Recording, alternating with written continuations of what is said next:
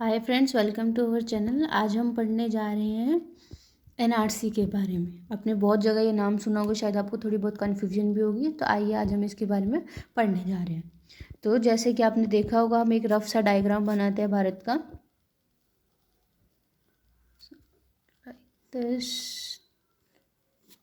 ठीक है, इस तरफ वेस्ट बंगाल है, इधर बांग्लादेश है, और इस तरफ जो है पाकिस्तान है। तो ये बात है 1971 की, मार्च 1971 की, यानी कि मार्च 1971। तो ये जो हमारा ये बांग्लादेश है, अब ये बांग्लादेश है। उस टाइम ये क्या था? पूर्वी पाकिस्तान था। और ये वाला जो अब हमारा पाकिस्तान है वो क्या था? पश्चिमी पाकिस्तान था। तो क्या हुआ कि जो ये पश्चिमी पाकिस्तान वाले लोग हैं, वो जो है वो पूर्वी पाकिस्तान वालों को अपना हिस्सा नहीं मानते थे, उन्हें बहुत हीन नज़र से देखते थे। वो कहते थे क्योंकि ये बंगाल के टच में थे, यहाँ हमारा वेस्ट बंगाल है तो बंगाल के टच में थे, तो ये बंगाली बोलते थे, इनका स्किन टोन जो है वो डार्क था, तो ये इनको क्या समझते थे? इन्फीरियर समझते थे। तो ये क्या हुआ कि यहाँ के जो आर्मी है या फिर और जो लोग हैं, उन्होंने आके क्या करना चाहिए, यहाँ लूटपाट मचानी शुरू कर दी, औरतों के साथ छेड़छाड़ करनी शुरू कर दी, और बहुत बुरा बर्ताव हुआ, घरों में जाके लूटपाट मचाने लग गए। तो वहाँ के लोग जो है वो देखो, किसी एरिया में अगर उनको घर में जाके लूटा और मारा जाएगा तो वो कुछ तो करेंगे, तो वो क्या करने लगे? वो दूसरे देशों की तरफ अपना मुंह करने लगे।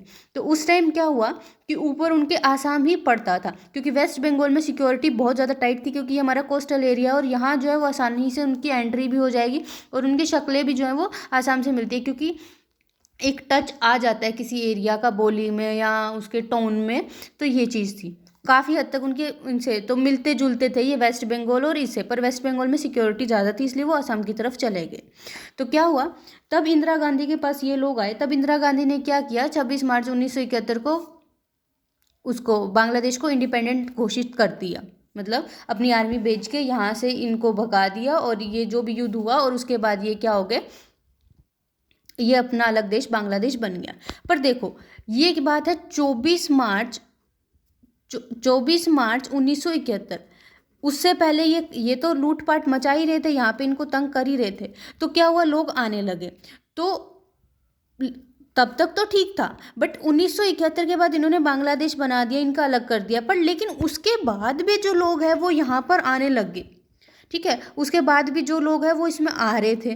तब क्या हुआ, असम यूनिवर्सिटी के बच्चों ने 1985 में क्या कहा, पहले शुरुआत में तो कोई दिक्कत नहीं थी, आ रहे थे, किसी ने इतना ध्यान भी नहीं दिया। 1985 में क्या हुआ, वहाँ के असम यूनिवर्सिटी के बच्चों ने क्या कहा कि अगर ये सारे लोग बांग्लादेश, हम सारे बांग्लादेशों को तो असम में नहीं एडजस्ट कर सकते ना, कि मान लो कुछ एरिया है, हम उसी एरिया में एडजस्ट कर सकते हैं, हम सभी को थोड़ी एडजस्ट कर सकते हैं, क्योंकि कल को यही लोग उनकी नौकरियों पे भी आएंगे, उनकी उसके कंपटीशन बढ़ाएंगे, ये हर चीज़ का कंपटीशन बढ़ाएंगे, क्योंकि जितनी ज़्यादा पॉपुलेशन होगी उतना ज़्यादा कंपटीशन होगा। तो वो बोले कि हम सबको एडजस्ट नहीं कर सकते। तो कोई यूँ बोला कि 4 करोड़ लोग आए हैं, कोई कुछ बोला, कोई मीडिया वाले अलग बोले, मंत्री अलग बोले, सबका अलग अलग बयान था। तो उस टाइम क्या हुआ, ये मामला चलता रहा और चलता रहा, और ये मेन पकड़ा, ये कब पकड़ा, ये 2013 में। 2013 में सुप्रीम कोर्ट ने क्या कहा, लिखित में मांगा। और पता है, सुप्रीम कोर्ट जब लिखित में मांगती है तो इसके आगे कोई झूठ नहीं बोल सकता, क्योंकि सुप्रीम कोर्ट को गुमराह करने के चक्कर में उसे जेल या और ज़्यादा सज़ा हो सकती है। तो सुप्रीम कोर्ट के पास एक्यूरेट रिपोर्ट आई, उसमें पता लगा कि टोटल 19 लाख लोग हैं ऐसे जो कि मिले हैं इसमें।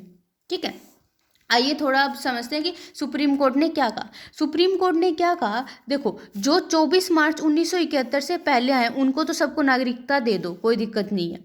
ठीक है, इनको तो सबको नागरिकता मिल जाएगी, क्योंकि इनके हो भी तो कितने साल हो गए, ऑलमोस्ट 50 साल हो गए इनको यहाँ रहते हुए, तो उनको तो नागरिकता मिल जाएगी।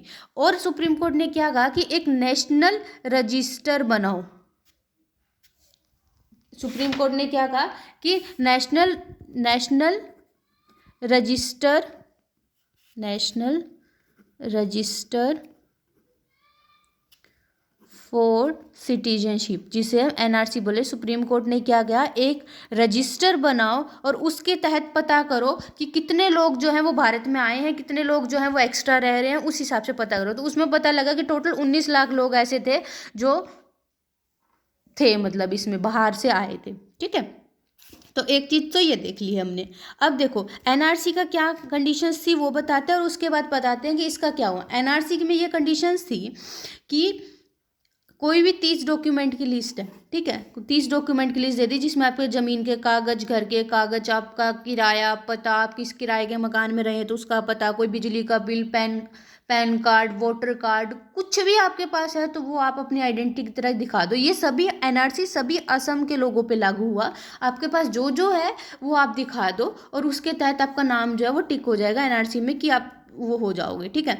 तो अब देखो 50 साल से रह रहे हैं तो उन्होंने कोई 10th करी होगी, कोई 12th करी होगी, कोई कुछ करी होगी, उससे पहले के लोग हैं।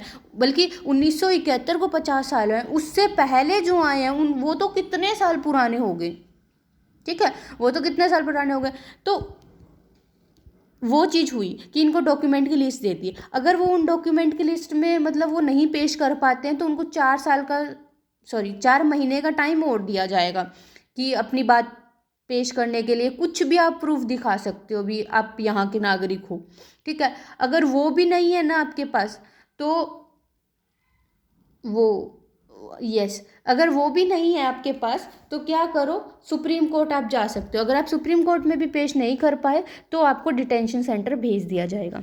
अब देखो ये 19 लाख लोग आए, इसमें क्या थे, 10 लाख लोग ऐसे थे करीब जो सीएए के तहत नागरिकता ले ली उन्होंने, क्योंकि सीएए कानून क्या है कि जो 2014 से पहले अल्पसंख्यक है, जो अफगानिस्तान, बांग्लादेश, है ना, हमने कल पढ़ा था, जो अफगानिस्तान, बांग्लादेश और पाकिस्तान से जो अल्पसंख्यक आए हैं और दूसरे धर्म के मुस्लिम को छोड़ के उनको नागरिकता दे दी जाएगी अगर वो धर्म से प्रताड़ित है तो यहाँ भी इन पे प्रताड़ना ही हुई।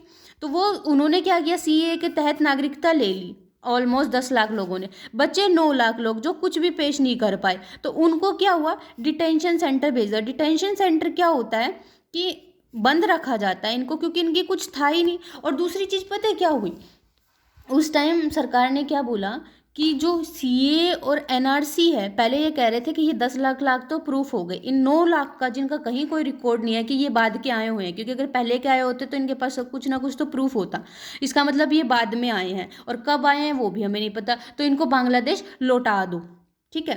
पर तब सरकार ने क्या बोला कि सीए और एनआरसी हमारा आंतरिक मामला है तो इसमें बांग्लादेश का कोई रोल नहीं है। तो इसका मतलब कि हम डिटेंशन सेंटर में इनको हम ही खिलाएंगे। डिटेंशन सेंटर में क्या आपको बंद रखते हैं और वो आपको 3 टाइम का जो है वो खाना देते हैं, ठीक है, सुबह शाम दोपहर इनका खाना आ जाता है आपका आराम से, और वो बंद रखते हैं क्योंकि आप कहाँ के नागरिक हो। अगर भारत के होते तो आपके पास भारत की नागरिकता होती, अगर आप बांग्लादेश के होते तो आप बांग्लादेश में होते। तो यहाँ किस पर्पस से हो, वो थोड़ा शक के दायरे में भी बिठाता उन लोगों को कि आप यहाँ क्यों आए, ठीक है।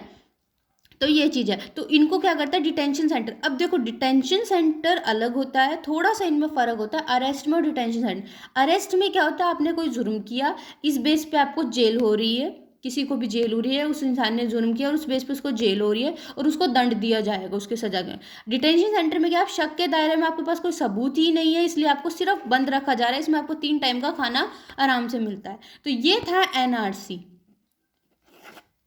बस ये कुछ भी नहीं था, एक नेशनल रजिस्टर था, ये अभी तक आसाम के लिए लाया गया था क्योंकि मेन जो है वो बॉर्डर लाइन पे वही देश है। अगर इसको पूरे भारत में लागू भी करते हैं तो उसका इतना कोई महत्व नहीं रहेगा, क्योंकि हमारी तो जैसे लैंडलॉक स्टेट्स ही कितनी है भारत में, कितनी सारी हैं भारत में, तो असम ये है कि वो बाउंड्री पर है, तब उसका मेन रीज़न ये था। तो ये एनआरसी सिर्फ असम के लिए लागू किया गया। इसके क्या कंडीशंस थी, इसमें एनआरसी में क्या क्या कंडीशंस थी, एनआरसी में था कि आपको 30 डॉक्यूमेंट की लिस्ट है, उस 30 डॉक्यूमेंट में आप कुछ भी जो है आपका एक प्रूफ दिखा दीजिए तो आपका एनआरसी में नाम टिक पे हो जाएगा, अदरवाइज आगे आपको दूसरी प्रोसेस में भेज दिया जाएगा, ठीक है। अगर आप वो भी नहीं पेश कर पाते हैं तो आपको 4 महीने का टाइम और दिया जाता है, यानी 120 दिन का, और उसमें भी अगर आप नहीं पेश कर पाते तो आपके पास सुप्रीम कोर्ट जाने का, अगर आप सुप्रीम कोर्ट में चले जाइए, अगर आप वहाँ भी साबित नहीं कर पाए तो आपको डिटेंशन सेंटर जाना होगा, ठीक है। तो थैंक यू सो मच। आपको कैसा लगा जो कमेंट सेक्शन में ज़रूर बताइएगा, ओके। आपके फीडबैक बहुत इंपॉर्टेंट है और थैंक यू सो मच। आज हम इस सेशन को यहीं एंड करते हैं।